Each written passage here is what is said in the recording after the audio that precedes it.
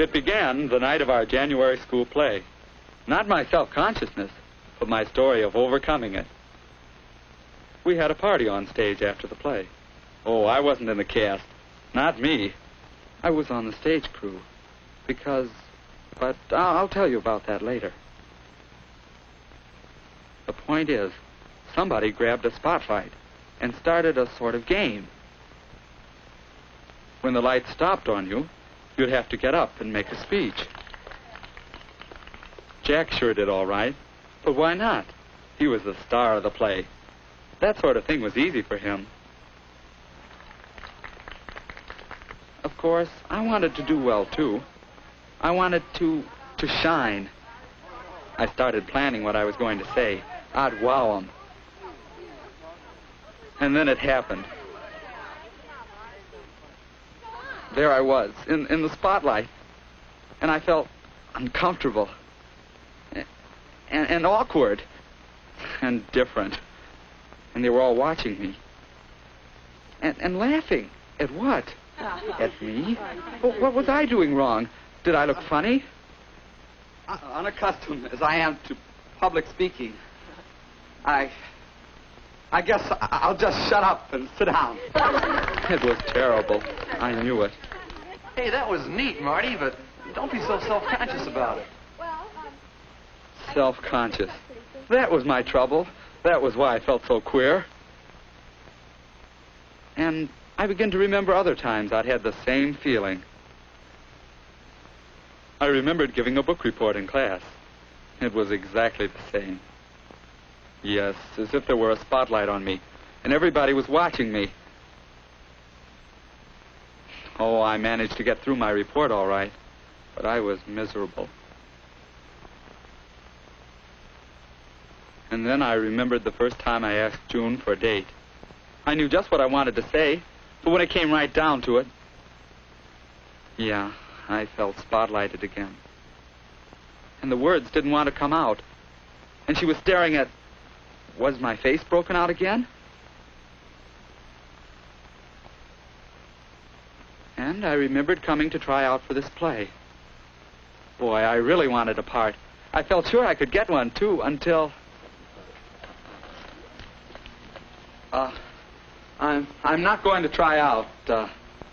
I'd like to work on a stage crew.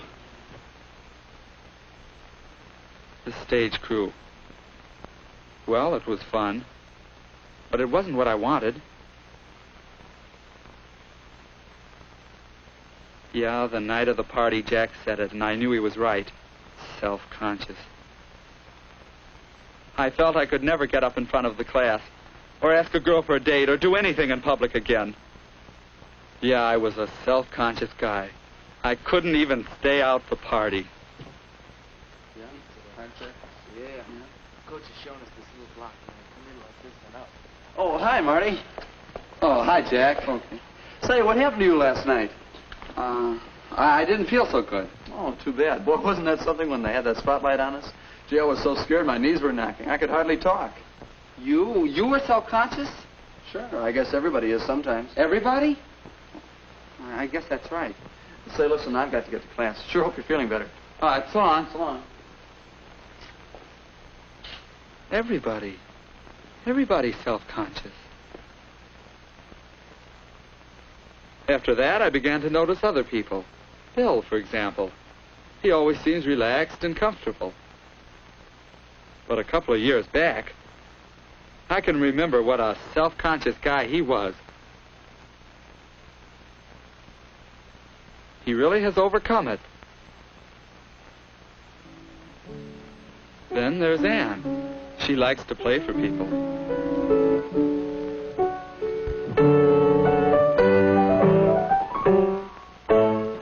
Watching her, I remembered 2 or 3 years ago, and how terribly self-conscious she was if anyone watched her play.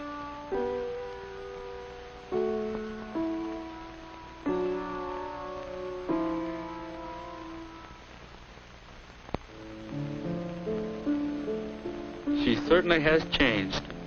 Well, you can get over being self-conscious. The question is, how? It wasn't long after, when I made a big discovery about how to overcome self-consciousness. I was helping Jack with his ping pong game.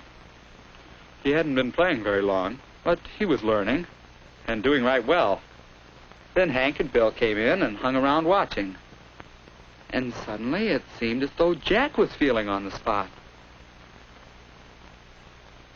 He started fumbling, and then he quit. Now, what made Jack suddenly feel self-conscious? Was it because he didn't play well? I wasn't self-conscious about ping pong. Why the difference?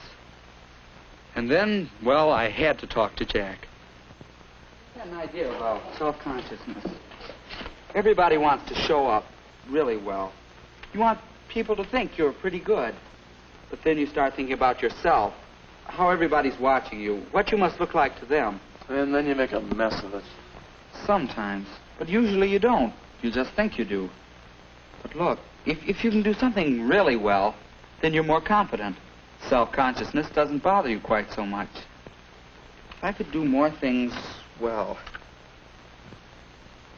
You going to try out for the class play in April? I guess so. Me too. Only this time I'm really going to try out. Swell. All right, Sue. That's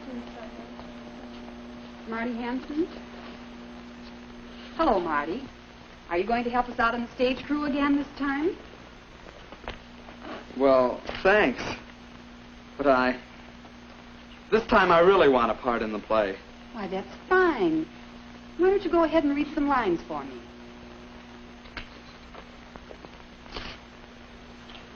When I am in trouble, eating is the only thing that consoles me. Indeed, when I am in really great trouble, as anyone who knows me, Boy, I really had to fight self-consciousness then, but I knew that was the only way I'd ever be good enough. You know, I got a part. I practiced a lot. I figured it was like the ping pong deal. If I could become skillful, I wouldn't be so scared of it. It was easy alone. And finally, I got so it wasn't too hard with my family. I'd forget about myself and just think about doing it well. At rehearsal with the other kids, I could try another idea. Turning the spotlight onto someone else.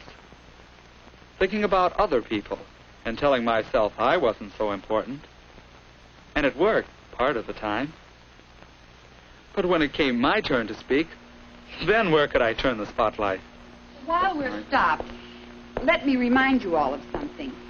You know, as we go through these themes, you should try to keep the whole situation in mind. Because, you know, after all, what other people are thinking and doing is just as important as what you're doing. Will you take those lines again? Keep the whole situation in mind. There was an idea. Would it work? At the present moment, I'm eating muffins because I'm unhappy. Besides, I am particularly fond of muffins. Well, I eat them. They were laughing, but now I knew they were laughing at the situation, not at me. Yes, it really helps to develop skills, so I can concentrate on what I'm doing instead of how I'm doing it. It helps to think of other people and remember that I'm not so important. And it helps to turn that spotlight on the whole situation. Then I can almost forget to be self-conscious. Almost is right. I'm getting closer now, because I'm getting more and more practice in turning the spotlight onto the situation as a whole. It helps in class, too. When I feel self-conscious, I remember that the class isn't interested in me, but in what I have to say. Well, there it is. I still feel a little self-conscious at times. But by concentrating on others, by doing my best to make the whole situation easier, I overcome my own self-consciousness. It helps me enjoy being with people. And I think it helps people enjoy being with me. It could help you, too, couldn't it?